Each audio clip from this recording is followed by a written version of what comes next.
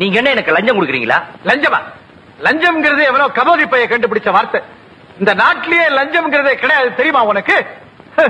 மந்திரி பணம் வாங்கினா அது கட்சிக்கு நிதி, எம்எல்ஏ பணம் வாங்கினா அது மக்கள் தொண்டு, கல்லூரி பிரின்சிபால் பணம் வாங்கினா அது காலேஜுக்கு டொனேஷன். அதே மாதிரி செத்து போனவங்க குடும்பத்தை சேர்ந்தவங்க பணம் வாங்கினா அது நஷ்ட ஈடு. உனக்கு எவ்வளவு நஷ்ட ஈடு தேவை என்ற ஜெயிக்க வேண்டும் என்று முடிவெடுத்து விட்டால் கண்களுக்கு தெரிய வேண்டியது காரணங்கள் அல்ல, இலக்குகள் மட்டுமே. இந்த ஊர்ல நல்ல போர்டிங் லாட்டிங் இருக்கா? என்னங்க நல்ல ரூம் உள்ள ஹோட்டல் இருக்கா? உனக்கு தான் தெரியுமே மேன். மாப்பிள்ளை எதுக்கு ஹோட்டல் கேக்குறாரு? இல்ல, இந்த ஹவுஸ் ரொம்ப ஓல்டு மாடலா இருக்கு, ஓவர் கிரவுட், ஏர் கண்டிஷன் ஒண்ணும் இல்ல, டர்ட்டி பிளேஸ். நான் எப்பவுமே ரூம்ல தான் தங்குறது. நான் ஹோட்டல்லே இருக்கிறேன்.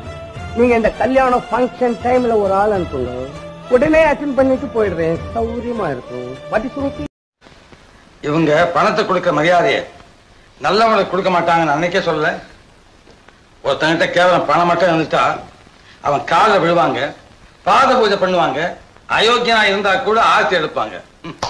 இது தன்மானமே இல்லாத கூட்டம்.